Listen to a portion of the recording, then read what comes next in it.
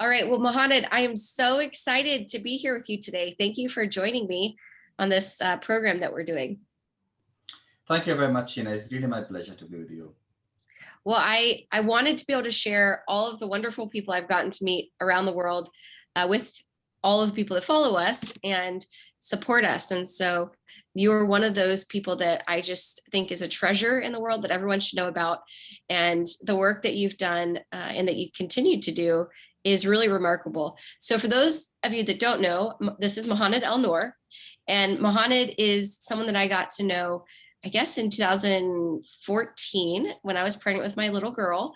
And Mohaned at the time was defending the case of a pregnant woman in Sudan who was going to be put to death for apostasy and blasphemy. And so I'm going to let him talk about that later. But just so you know, Mohaned is a human rights lawyer. He's been a lawyer in Sudan for many years.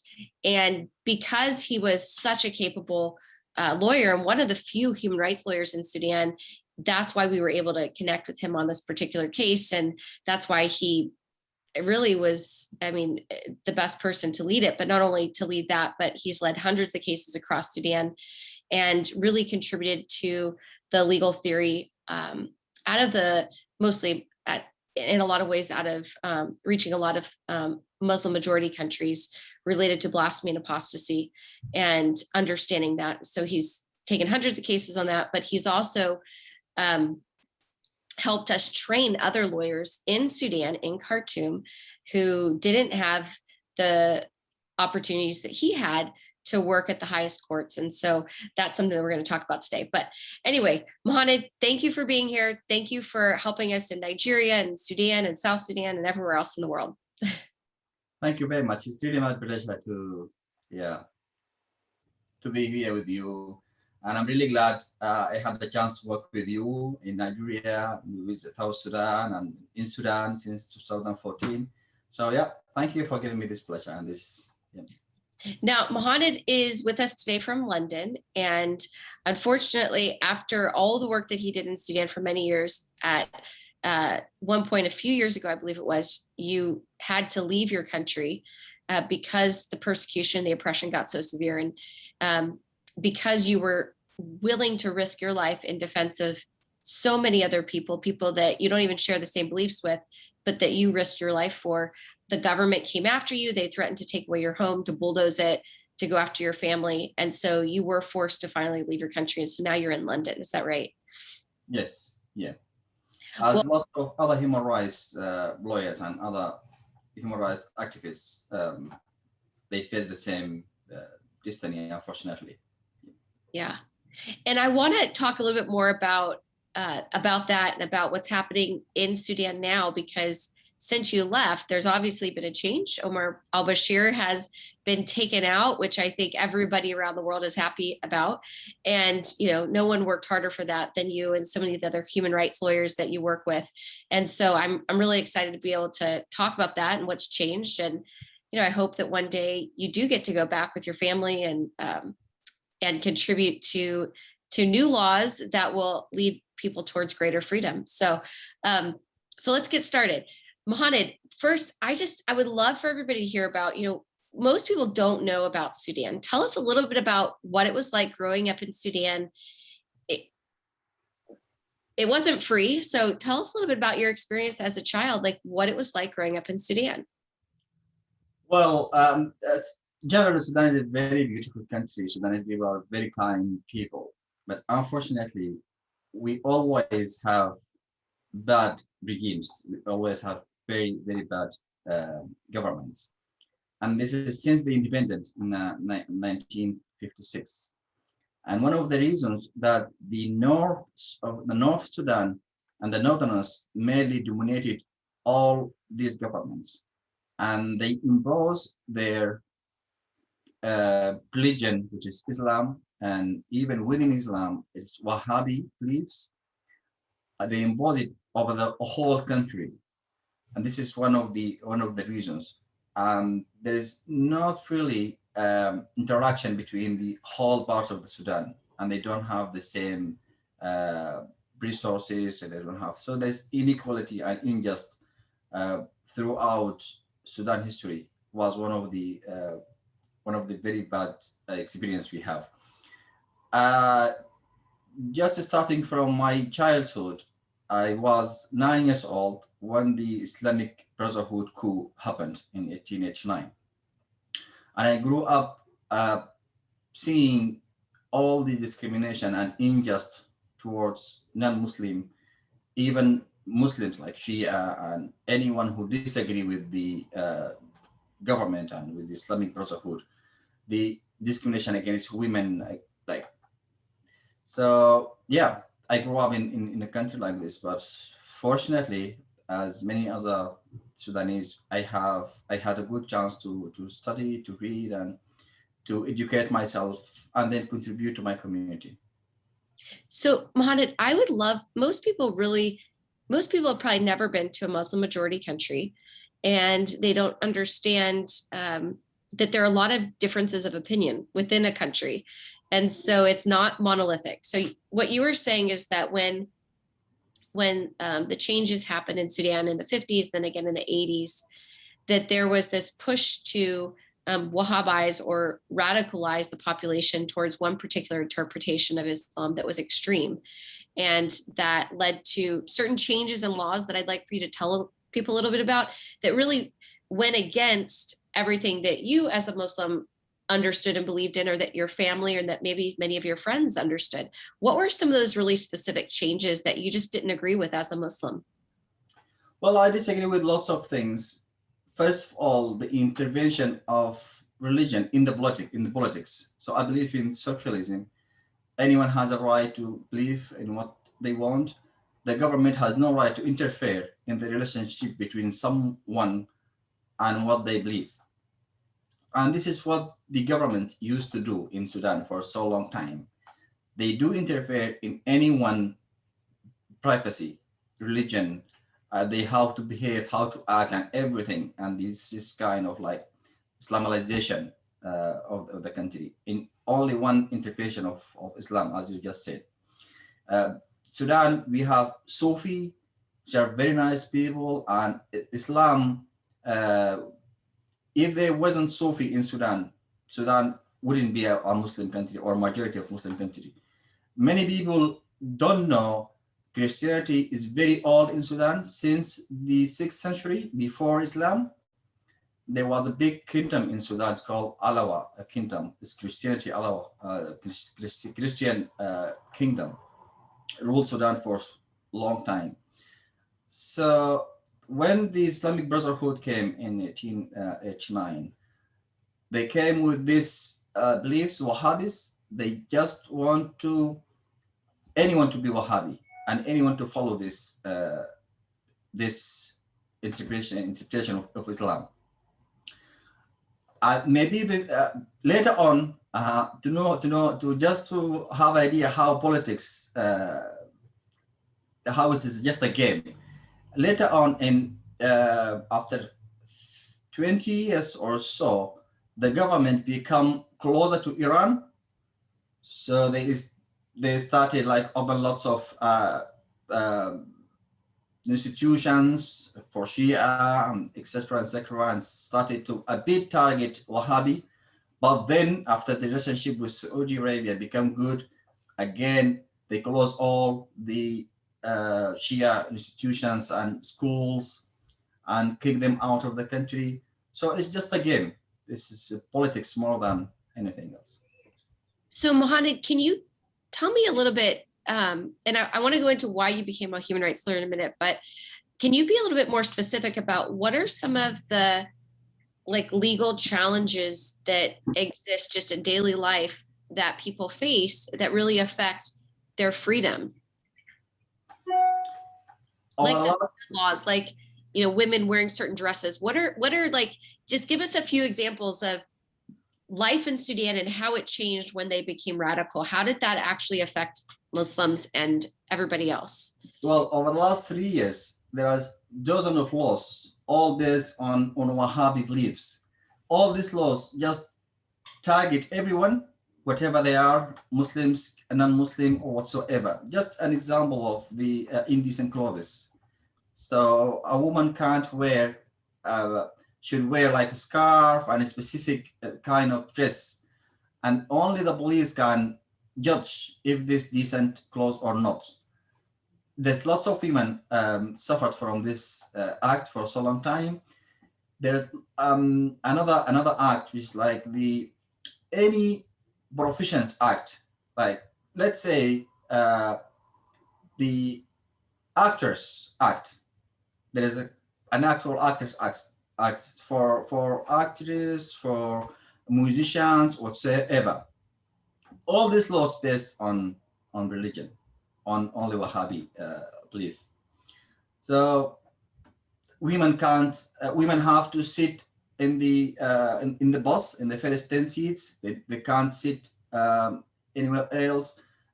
If there is like a celebration, women have to be in distance from men. There's separation between men and women, which is really extreme.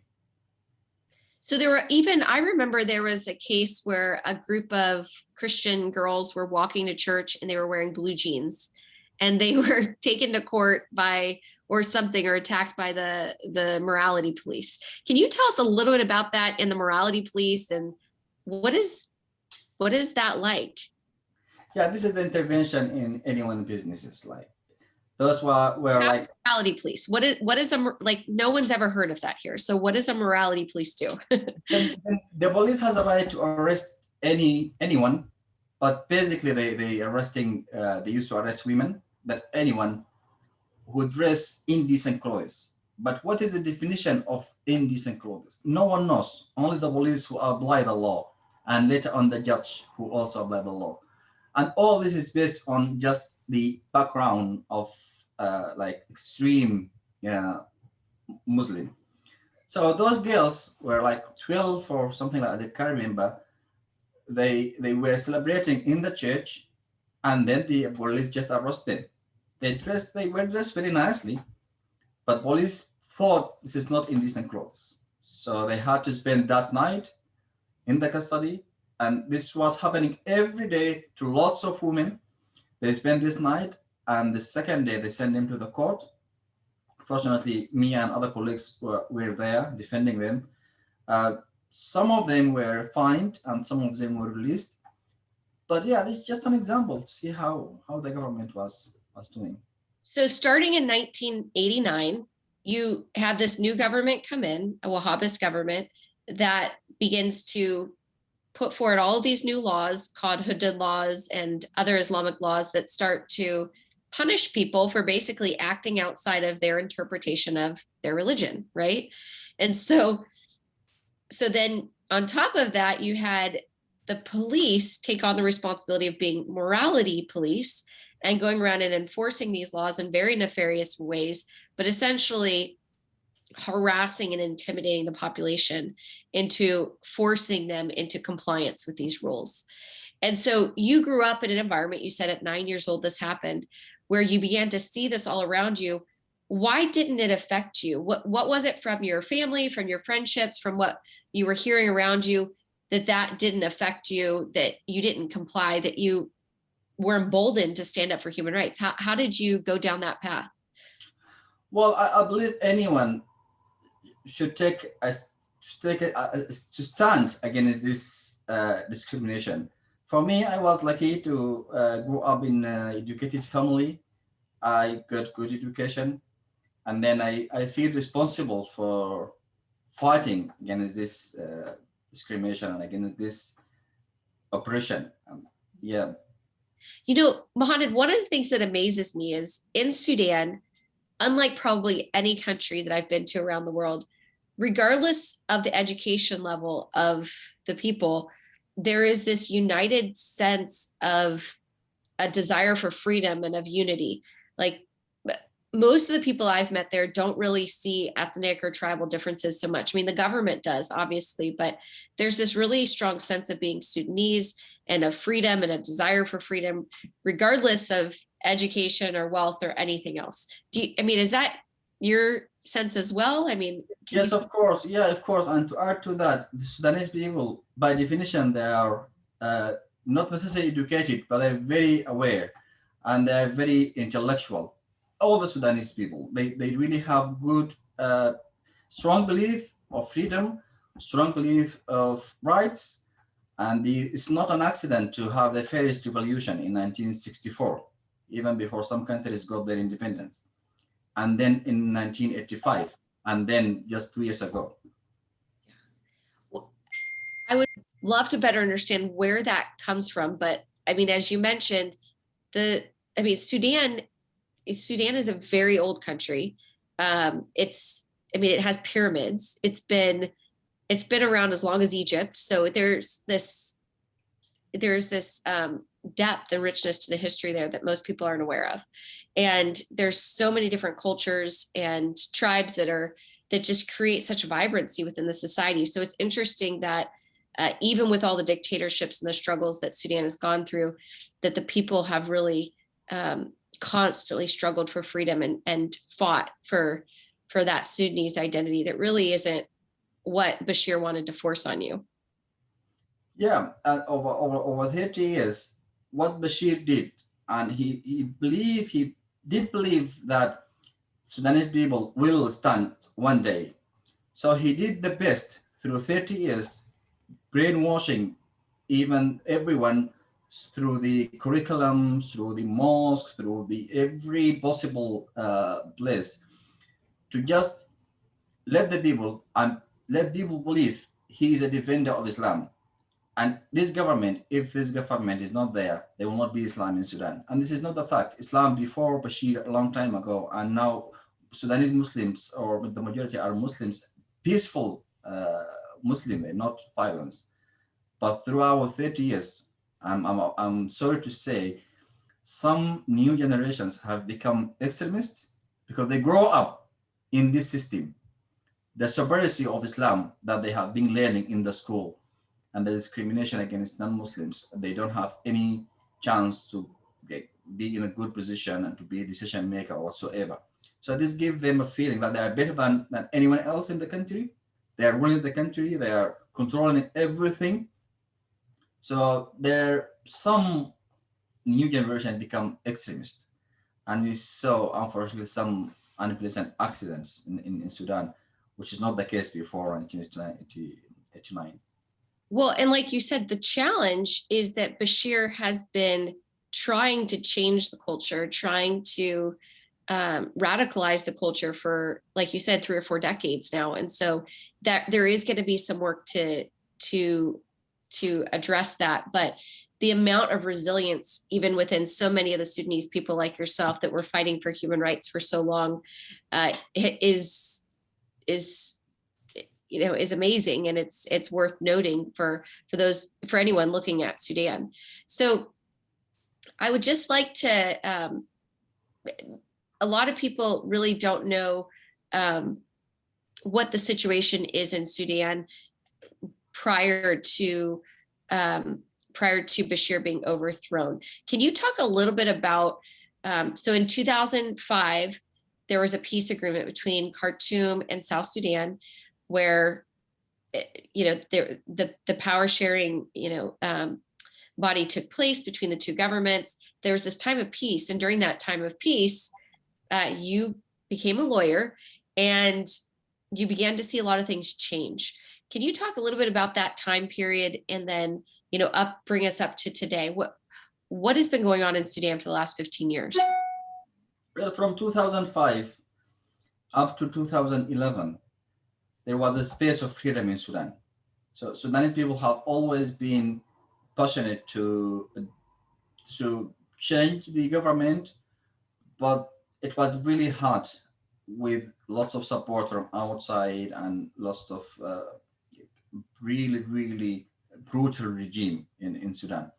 But from 2005, after the CPA, Sudanese peace agreement between the South and the North, it was a bit of like space for human rights and for lawyers and for everyone, for the community.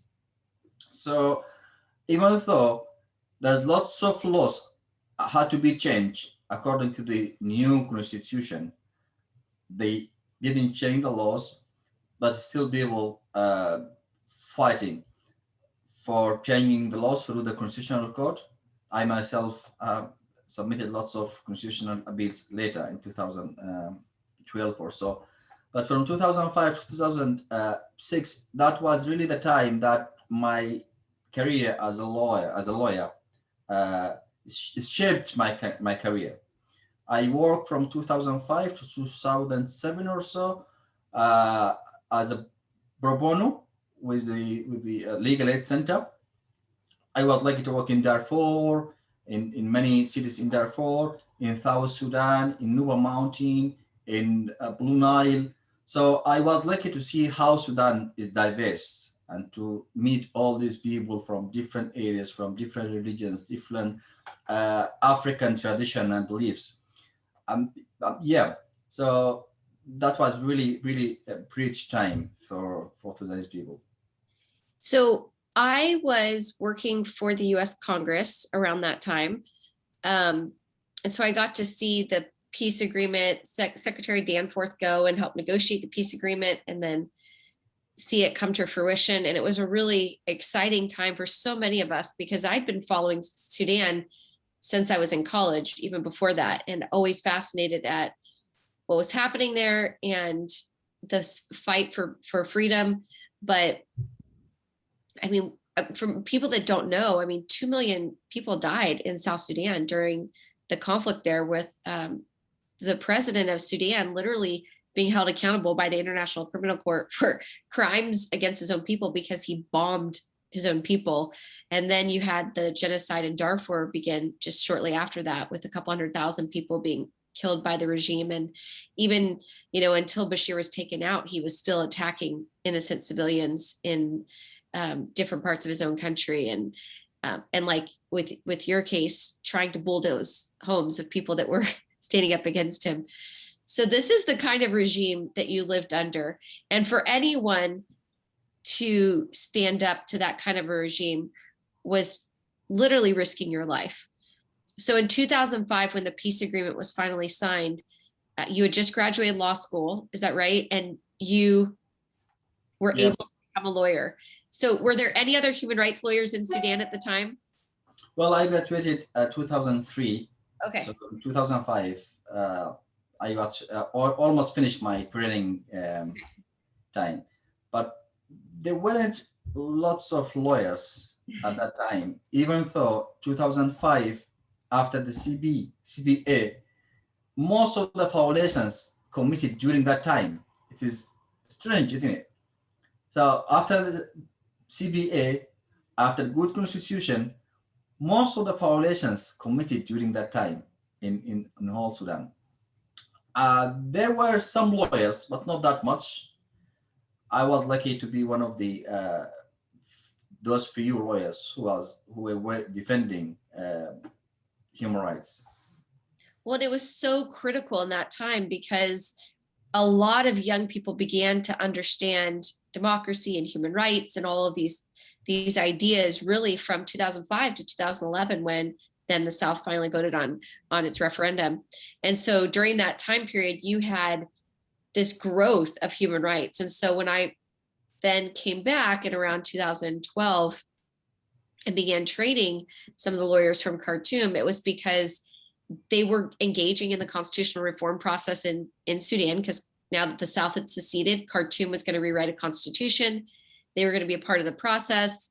As much as they were going to try to be a part of the process, and Bashir obviously was going to still do what he wanted to do. And I think he was pretending to the rest of the world like he was going to do something, but we all knew the truth. But still, we trained some of these lawyers, and they were Christian lawyers at first, and then they were a mixture. But in particular, because for many years, the Christians didn't have the opportunities that you had as a Muslim to actually work in some of the higher courts or to receive that same kind of legal training in Sudan. And so it was really important to bring them up to speed. And then later on, by 2014, you ended up helping us begin to train them and others as well, which was so valuable. And so today, obviously with Sudan no longer under Omar al Bashir, there's this hope that all those lawyers and the people that you've trained and that you've inspired will be able to really make a difference in the country. But before we get ahead of ourselves, so you became a lawyer, and up until the time we met, you dealt with hundreds of human rights cases. Tell us the kinds of human rights cases that you dealt with until around 2012 or 2014. Well, I think it's important here to mention that it is a privilege to be from the north in Sudan. It is a shame, but this is the truth. So even though my father is from the West Sudan and my mother from the north, but still I'm a half north. So it is a privilege to be from the north. This provides you with some of protection and some of like respect from the authority, from the government, which is really shame. But I use this privilege to do what I could really to help others whom don't have it. You just mentioned you trained Christian lawyers. Later on, they became close friends to me, and the training you did is really shaped their ability to be a human rights lawyer later on. But at that time, they weren't able to do anything. We were mainly working with the IDBs, with children and women. But since 2011, I was the legal advisor for the European Election Observation Mission in Sudan for the general election in 2010, and then the referendum of South Sudan. After the referendum of South Sudan, a huge campaign against Christian and Christianity started in Sudan. So the government started to demolish churches, to arrest pastors, kicking them out of the country, confiscated properties, so lots of violations. So since 2012, I started mainly focusing with Christian, the victims of human rights, of freedom of belief. This is, I feel there is a gap in this area. So I started working with them. I started with the Evangelical Church in Sudan, in Khartoum North. It was very difficult to, as a Muslim, to work with Christians, to gain their trust. It wasn't easy. And even to convince my family, my wife, my mother, and my Muslims people that as a Muslim, we have to defend others. So it was a really difficult, but fortunately, I managed to convince many of my colleagues to work with in these cases. And then Christian lawyers join us, and then some atheist lawyers join us, and become a very strong, huge, big team defending freedom of religion belief everywhere in Sudan. So sometimes in the court, we enter the court like 50 lawyers. So this is in the same time, I did not use the traditional way of training. It is very valid, very important to teach lawyers about the basic of the human rights and so. But I started with taking them to the court directly. So we are all lawyers, we are all the same. So let's go to the court.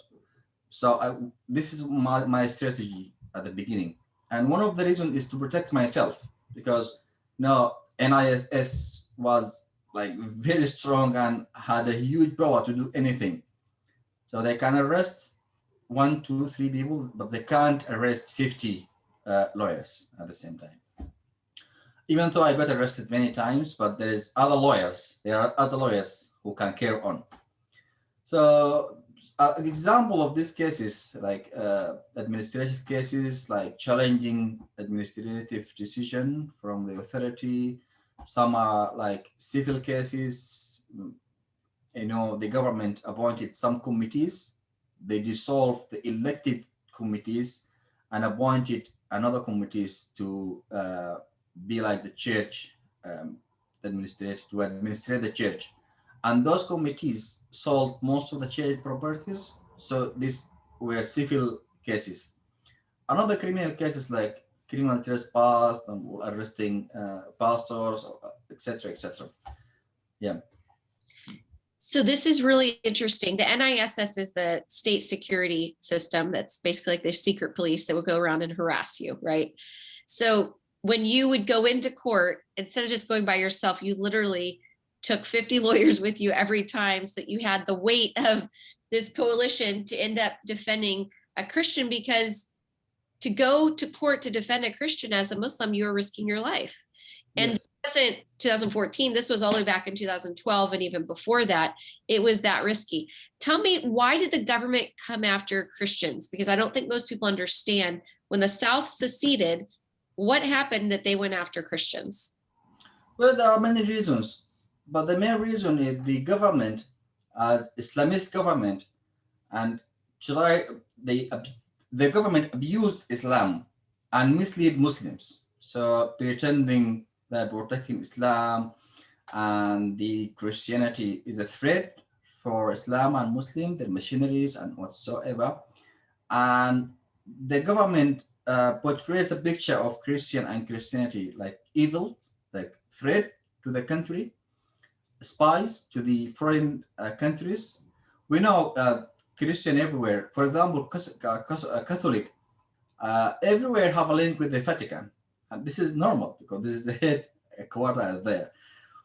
Muslims, even Wahhabi, they belong to Saudi Arabia. The Shia, this is normal, but they believe this is a threat to them, and they use the NIS, National Intelligence Security Service Act, to arrest those people and to send them for long sentences, sometimes 20, 25 years, sometimes like death. Like, so when the South seceded, because the South was predominantly Christian in many ways, I mean, it's also animist, there are also many Muslims, and the whole coalition in the South wasn't just only Christian, but because that's a big part of the South, when the South did vote for secession, they saw that as them being traitors to Sudan and a threat to the national security of Sudan, essentially. And so yeah. they began this, they had already killed 2 million Christians and animists in the South. They'd already bombed the churches, literally dropped bombs on people in churches, like Sudanese citizens in the South. But now they went further. And so anyone in the North, in Khartoum and in the North, in the New Sudan, that remained, that was a Christian or in any way had some kind of identification or association with the South, they literally came after them and started harassing them, intimidating them, putting them in prison and forcing them to the South. And so when I first started training some of the lawyers and the others that I met in Khartoum, these were people that were facing those challenges and they didn't know what to do. They didn't know how to respond. And like you said, they didn't have the legal training that you had, and they didn't have the experience in the high court. They didn't have this coalition of Muslim lawyers that were standing behind them going to the court. And so they needed that. And so that's really, it's fascinating to even have a bigger perspective on it today and to look back and to see how instrumental just those trainings were in their development. And then in 2014, there was a really big case that took place. And obviously you've been dealing with a lot of these cases, so this was no different than most of the other ones for you. But let's talk about that case. So, so 2014, what happens? Yeah, before 2014, it is important to mention that one of the reasons the government, the previous government targeted Christians is just to confiscate, one of the reasons, to confiscate their properties, because Christians have good value properties since the 1920s in the heart of capital cities like Khartoum and etc. Most of these properties have been confiscated. Unfortunately, most of them is still confiscated. They didn't give them back to the Christians, which is really bad after the revolution. And one other thing that you mentioned, Mohaned, that most people don't know is that the government literally went in and changed the administrative committees over the churches to their own people. And because of that, then those new committees began to sell off the properties to the government. And I know this because two of the young lawyers that attended the training that I led, ended up being turned into the police by some other people that attended the training that were actually government appointed Christians to a committee that ended up turning on their own people. And so that led to a lot of suffering for people that were participating in our training that was unnecessary. And I don't know those gentlemen's hearts. I'm sure that they were, intimidated by the government, but I know that it was wrong what they did, and that people suffered as a result. And that's the kind of thing that happens in a country like Sudan, where the government literally uses Christians against one another. And we see it all over the world in a lot of countries like Iraq and other places, but most people outside of those countries don't really understand how the government intimidates, harasses, and uses people of their own faith against one another in order to persecute, the church, and to persecute people of faith. I mean, that's what happens. So it's a very, it's just a very difficult environment to live in. And so in that setting, when you went in and then tried to help these communities resolve those administrative committee issues, that's life-saving to them.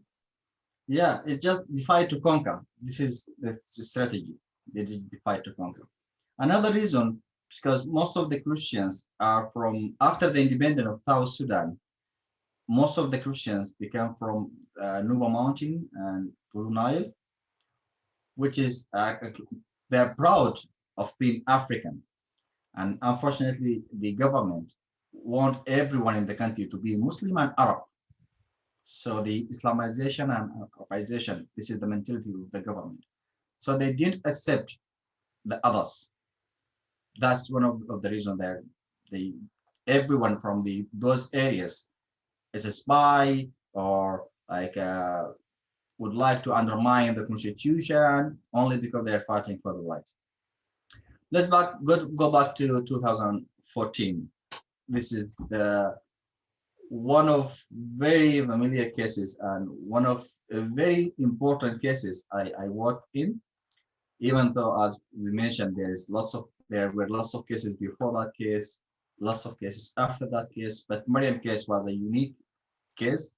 There's lots of circumstances and lots of things that strengthen this case. The independence of South Sudan in 2011, and the discrimination against Christian and Christianity between 2011 and 2014.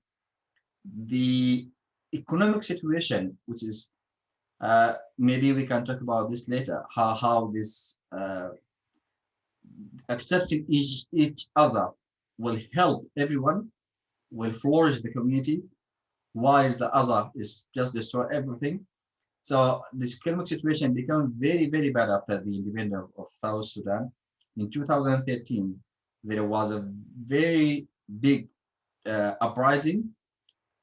Nearly 2,000 protesters were killed. And so I think the scene was already created for Miriam case.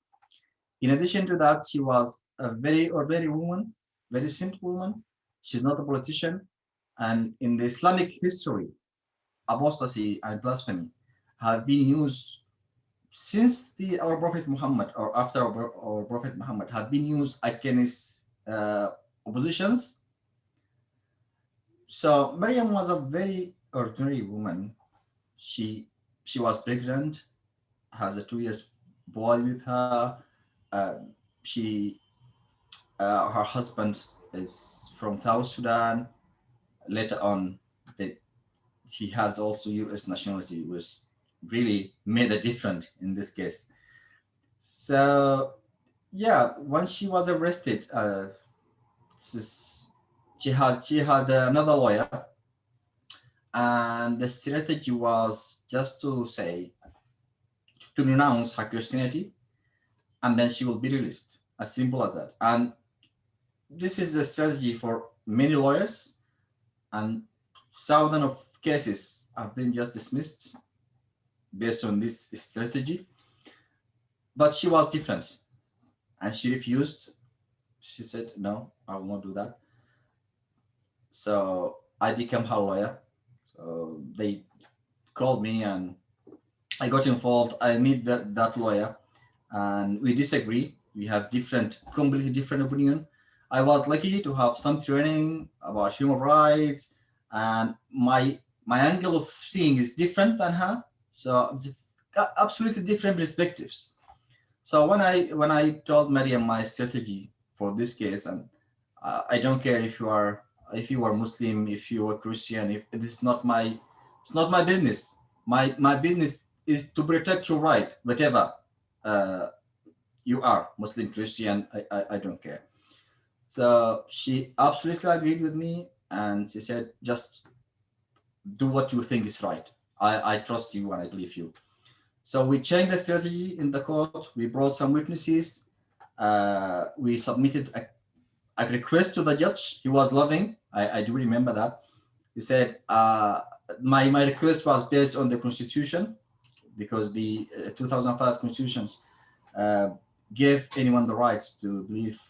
It's changed now, but we have the same Bill of Rights in the new constitutional charter, 2019. But anyway, my request was to release her, because freedom of religion of belief is granted in the constitution and in the ICBR.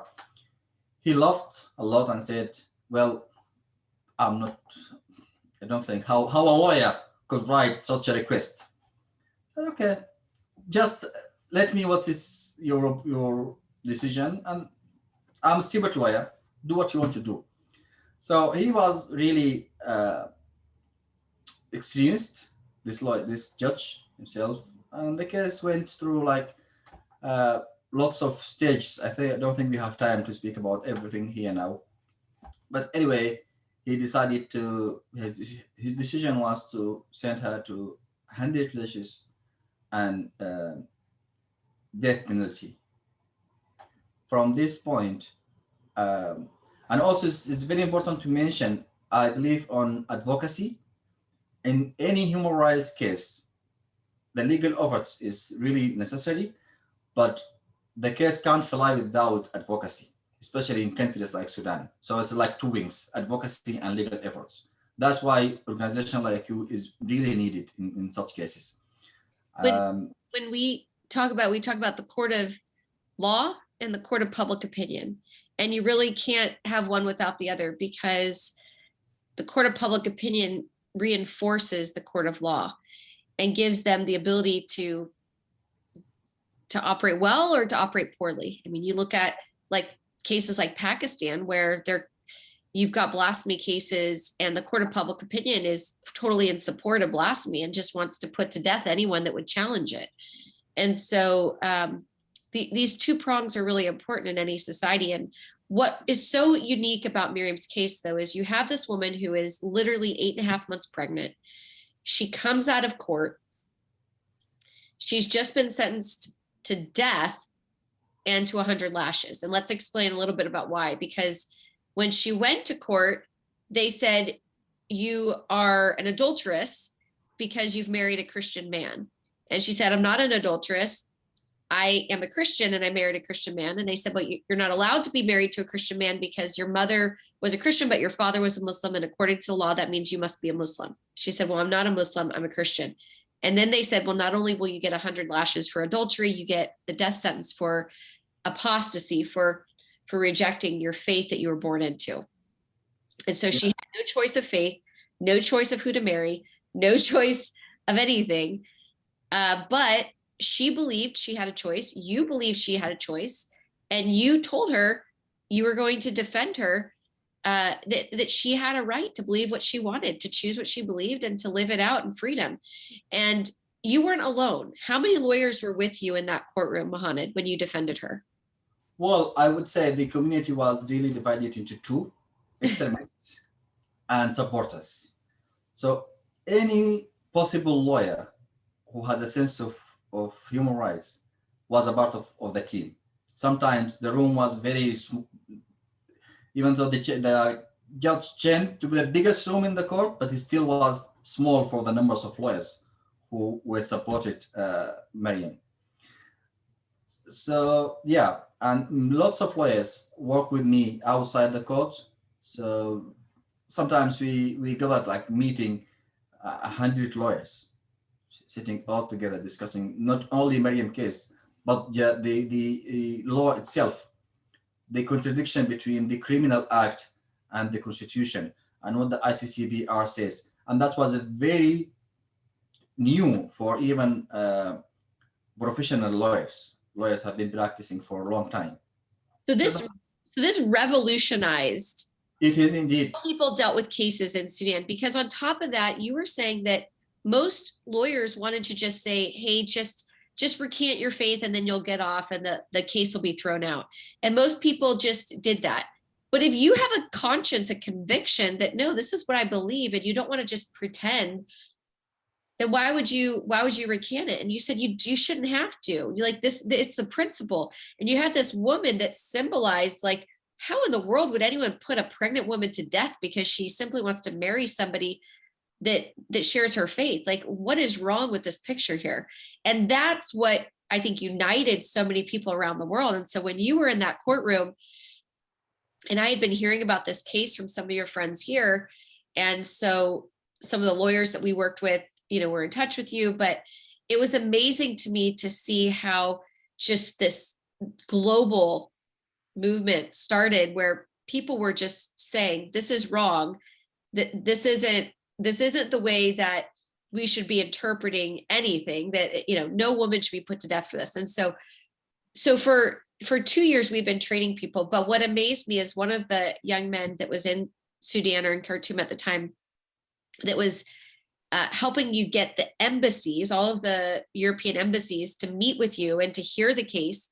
And let me just be clear, the United States Embassy did not once meet with you or meet with this young man, right? Until after she was freed. Is that correct? No, we met with them before the case, but they weren't really, cooperative with us. They didn't want to help. No, they didn't want to help. I know that they didn't want to help because I talked to them from this side, from the congressional side. And so then we went to the Western embassies, we went to the European ones. And then it was amazing to me that the US never joined those meetings with the European embassies to meet with you and your team. Miriam, her husband was an American citizen, a refugee from South Sudan. Her son was then a US citizen. Her daughter, who was born while she was in chains in the prison cell, was also an American citizen. And yet they were somehow just missing in action. Yeah. But regardless of what they were doing, like you said, there was this international outpouring of support. And so the information that you shared with us through our friends, we shared with the media, and there wasn't a night where people weren't hearing about it on the news, praying for Miriam, praying for her lawyers, praying for all of you, understanding what is going on. This is crazy. And so when you came out of the courtroom that day, I still have the image that, I don't know if it was one of you or somebody in the team or a friend of ours that had sent me, but I had this picture of all these young students that had been trained from people we had worked with, holding up these signs saying, we are Miriam. She deserves religious freedom. This is not Islam. Yes. And it's the most powerful image because everybody stood up against Omar al Bashir for the first time. And it sent such a tidal wave across Sudan. Tell us what happened in the case. Yeah, yeah, you are absolutely right. I not only lawyers, everyone. From Miriam case 2014, some lawyers have decided to be human rights lawyers. Some students decided to be lawyers to defend rights, and some people become activists. Some people advocate for human rights. So from 2014 up to now, in any single case, you would say lots of people in any case. That was a really shift point in those cases. And I would just mention to say, the efforts from the I will mention the British diplomat is Stuart Brown, and for the security I will not mention the Sudanese one who really helped us, and he was one of the lawyers you trained in your training, I think somewhere else. And a newspaper called Morning Star published an article about Miriam. So I'm in contact with them. They normally publish such cases. So they read this newspaper and then they meet us. At that time, we had like 6 or 5 meetings unsuccessful meetings with the US Embassy. And then we met with some European embassies, and the case just become like everyone knows about the case. You in the US campaign for the case, lots of people support Miriam case. In Italy, like was big march, thousands of people march supporting Miriam. From that point, the focal point in the US Embassy had been changed. So someone else was in touch with us, not that person, because she wasn't really interested. She wasn't want to hear any word from this case. But yeah, lots of organizations work on this case. I can't mention them all, but fortunately they still going on defending others. So tell us what happened. Was Miriam was freed? How did she get free? What did the court decide? Well, that was a funny story also. In our appeal to the Court of Appeal, again, we enhance her rights to choose what religion she wants, according to the Constitution, according to the ICCPR, which signed by Sudan, to African Charter, blah, blah, blah, blah. We never mentioned anything about her mentality, because one of the defenses is very, very strict. One of the persecutor tactic is to say she has a mental issue, which is normally a defense, right? It's not, but yeah, and she was sent to the doctor, and the doctor said she's absolutely fine. She has nothing. But then the same lawyer that she disagreed with in the beginning, she submitted another appeal to the court. All the appeal focused on that she has a mental health issue, and another allegation that she is not really, we don't know if this is Miriam or someone else, because the family says this is Miriam and she says I'm not Miriam. The family says she's name is Abrar. She said I'm not Abrar, I'm Miriam. So this is kind of like arguments. It's not really go to the point. So the Court of Appeal decided to put the two appeals together. When I knew that, I just went to the court. I told the court, I'm the only one representing Miriam. Don't accept any appeal from anyone else against her will. So they had to go to the prison. That lawyer, me, the three judges, all of us, we had to go to the prison to meet Miriam. They did their best to convince her, saying she submitted good, that lawyer submitted strong case. Your lawyer also did, but we believe she submitted strong case, and it's better to accept the both of them. You will not lose anything. You're going to lose nothing. She said, no. The only one who representing me is Mohaned, and don't accept any appeal from anyone else. She made it very clear. Then they tried with Daniel, because he was also in the case. They brought Daniel to the court, tried their best with him. He said, capital no. I remember his words, capital no. So then they had to look to only my appeal, which is focused on the rights of anyone to believe on what they want, with also some facts that proving she's born as a Christian, her mother was Ethiopian, and her father was from Sudan, and these facts. So even though with all these arguments, they said we are not a constitutional court, and this is not our business. Even though they have this right, but anyway, one of the opinions says we don't know if she is Miriam or Abrar. So this is based on that, I will free her. I dismiss the case.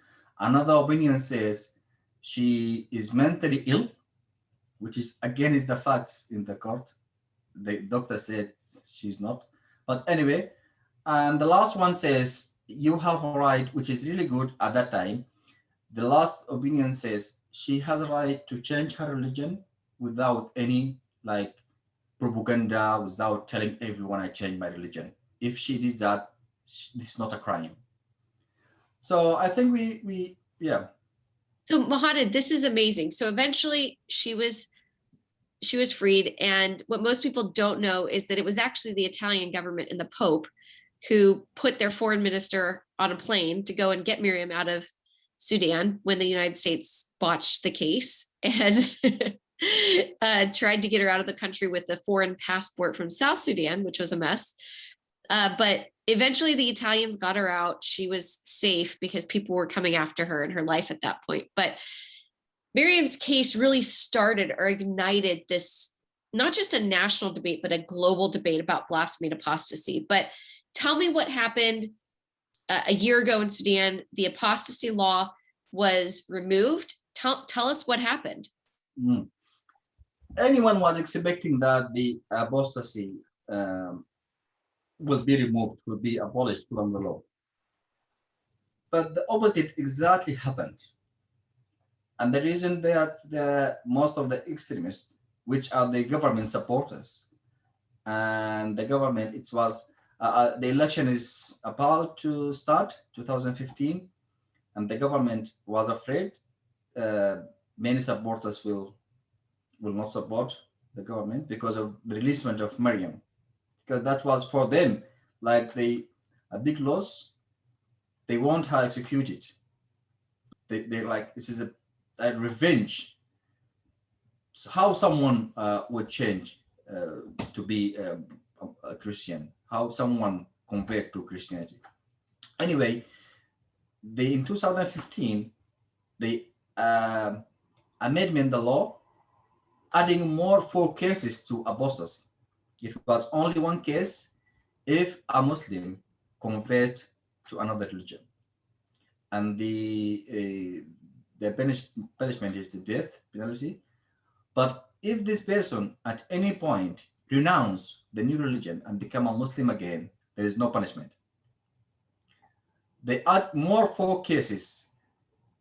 They were mainly targeting Shia, but anyway, those cases is to insult a Prophet Muhammad or his wife or his friends. So they made the law worse in 2015. Yes. And then fast forward 2020. Yeah, yeah, this is a long bottle. You know, this change never happened in just one day. But the hope was after Miriam's case that it would get better, and it actually got worse. Yes, it got worse.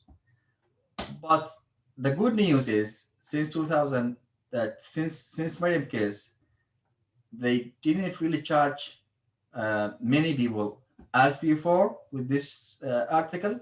So they just made the extremists happy. So they made the law worse because they appeased the extremists, but they were afraid of actually convicting anyone. So they just didn't take any exactly. Because Miriam's case made them look so bad. Yes. Yeah, I work in, I think, 3 cases of apostasy after Miriam case, and they all just dismissed them in a very early stage. Well, it's amazing what you did and the impact it had. So in 2020, the apostasy law was finally abolished. And I mean, this is a huge accomplishment. But tell me a little bit more about the blasphemy laws. They still remain. What is are they going to be removed as well with the new government? What's happening with those? Well, I was very optimistic, and as soon as the new government designed and established, we wrote some papers and we wrote our proposal for the change. But I'm very disappointed. The apostasy was abolished, and this was just to make the international community happy. So yeah, Sudan abolished apostasy, but this is not the case. It's not only apostasy. You have just mentioned lots of other articles related to apostasy. Adultery, for example. If I converted to Christianity, they will divorce my wife because she's a Muslim. She will not have right to inherit from me. I don't have right to inherit from her. The right of inheritance, because different between religions. So it's not that easy. So they abolished the apostasy, but in 2015 also they add more cases to blasphemy. And it's very important here to say there is a confusion between apostasy and blasphemy in Sudan, in many countries. For example, the case of Quranists. Those people believe only in Quran. They don't believe in Hadith, which is our Prophet Muhammad Hadith. What our Prophet Muhammad said. They believe only in Quran. They are still Muslim. They still believe on our Prophet Muhammad, but they deal with them as apostates. You know what I mean? So their charge was apostasy, even though they are Muslim. They did not renounce Islam. There's an article still in the Criminal Act 125, Article 125. This article was in 1991 until 2015 when they amended those two articles. It was anyone insult any religion, whatever this religion, and the punishment was 6 months. In 2015, they added 3 more cases, mainly targeting non-Muslim. So any non-Muslim insult our Prophet Muhammad, his wife, or his friends should be imprisonment for no more than 5 years. So this is not only blasphemy, this is even within blasphemy is discriminations. So a lot of people look at Sudan and say, Bashir's gone, the laws have changed. They say they're going to have religious freedom in their constitution. But what people don't understand is, you can put lipstick on a pig, but the pig is still there, right? I mean, there's so much under the skin in the legal system, in the criminal legal system, that has to be changed for those things to actually take effect. And so in Sudan right now, if anybody is watching this and concerned about what's happening in Sudan, do not content yourselves with just lip service that we have religious freedom. There needs to be real changes to the criminal code on all of the hudud laws, all of the discriminatory laws, all of the blasphemy laws, everything through the code that allows for this kind of discrimination and persecution to continue happening at a very base level across the society. But one thing that I want to turn to, Mohaned, that I think is so valuable, we often, as we mentioned, there's the court of law and the court of public opinion. And so as the laws change, we really can't neglect the importance of that court of public opinion, which is really about public education. Because as you mentioned, for the last 4 decades, Bashir and the Wahhabists have been teaching the public a very discriminatory attitude towards other people. Very, I mean, it's been racist against Africans. It's been bigoted against people of different beliefs. I mean, it is not a human rights-based perspective. And so moving forward, I want you to just share a little bit about your perspective on, you've been trying to convince the courts to allow people that don't believe like you to have their rights, to allow people that dissent from your beliefs in society. How can you, why is that so important, and how do you make that argument? Because that argument is really what needs to be had for the society to be able to embrace these rights and freedoms for everybody, a pluralistic kind of worldview within the new Sudan, if it's going to actually move forward. Otherwise, we'll get the same problems that we had in the old Sudan. It's just a different ruler, right? So why is that different way of thinking so important? And can you articulate that different way of thinking as you articulate it to people that you try to convince all the time? Well, we are living in the same country with this diversity. So we have no chance but to accommodate with each other. Martin Luther King said, threat to justice anywhere is threat to justice everywhere. and a threat to a member of the community, a threat to everyone else. And that's why it is very important to accept our differences. We are not like copy-paste from each other. Anyone has different color, different sex, different opinion, different religion. So we can't live in a community if we did not accommodate each other. And this is the lesson we have to learn. And the lesson we have to remember how the South Sudan became an independent country in the result of injustice and discrimination. If we accommodate each other with our sisters, brothers from South Sudan, we would be a one strong country, diverse country. We wouldn't suffer that much. Now that both countries are suffering. So we have lots of lessons in front of us, but we are not really we're not deeply think. We are not deeply. We're just moving, like closing our eyes and move. So one of the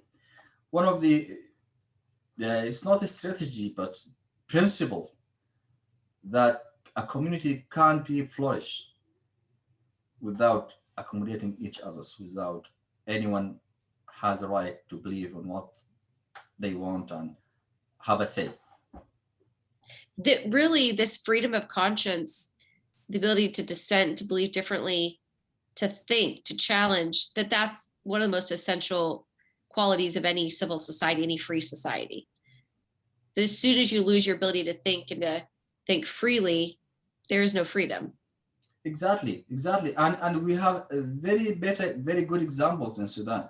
In South Kordofan, I know many families, they live together, sisters, brothers, some of them Muslims, some of them Christians, some of them believe in African tradition and beliefs. So they all together, they don't even put anything in their mind. So this is not related to anything else. Anyone believes on what they want. So even these laws which apply in the north, they don't really care about them in some areas in South Kordofan and Blue Nile. So they inherit each other's. If the wife passed away, the husband can inherit from her, and the opposite. The children treat equally. So why not apply this good experience? Why we want to impose the bad principles from the north to those countries, to those areas? Why not take these good examples from Nuba Mountain and applying them all over the country? This is really good examples. And how, now that the change is happening in Khartoum, how have you been engaged, and are people open to these ideas of really what this freedom of conscience and belief and what that means for the new Sudan? I mean, is that, are people responding well to these ideas as you're sharing them? How is that what's happening? Well, you have mentioned something very interesting earlier about the mentality of the Sudanese and how they're passionate for freedom. And so, even though I'm a Sudanese, but I was shocked during the revolution when I saw young people, they born and grow up in this in the regime. They age like 20s, so they born and lived in during this briefest bad regime, but they still believe on freedom of belief, freedom on belief on rights, and they go to the street. And this generation, this new generation, 20s and 30s, those were the main protesters on the streets, and women, which have been really discriminated against during the 30 years. So I am really optimistic those younger generation will change any austerity or any discrimination. So yeah, what's happening now in Sudan, the situation is not great so far, but I believe the revolution will be continued. People will change those laws and will change the the strategy of ignoring some part of Sudan, and so the country will be stable soon, I believe. From Well, here. Mohaned, I think that the work that you did has been so revolutionary and so timely, so that now as they face the future, they have the ability, like this deep wellspring of thought and of cases that have been thought through and tested and tried, that they can look back and say, actually, we can be consistent with our faith and still protect the dignity of a woman to believe differently, and dissent, to have vibrancy of diversity of thought and conscience within a society, that's for our betterment. That's not, it doesn't violate our faith in any way. And I think that you really have been a trailblazer, and it's so fun to be able to share this story of you and where you've come, throughout your life. And I'm honored to be able to work with you around the world. We didn't even get to talk about all the countries where we've gotten to work and share these kinds of ideas, but we'll have to do it again, because I love what you do, and I'm so honored to be able to know you and get to work with you. So thank you for everything that you shared with us today. Thank you very much, Sheena. It's been my pleasure. Thank you very much. Keep the great work.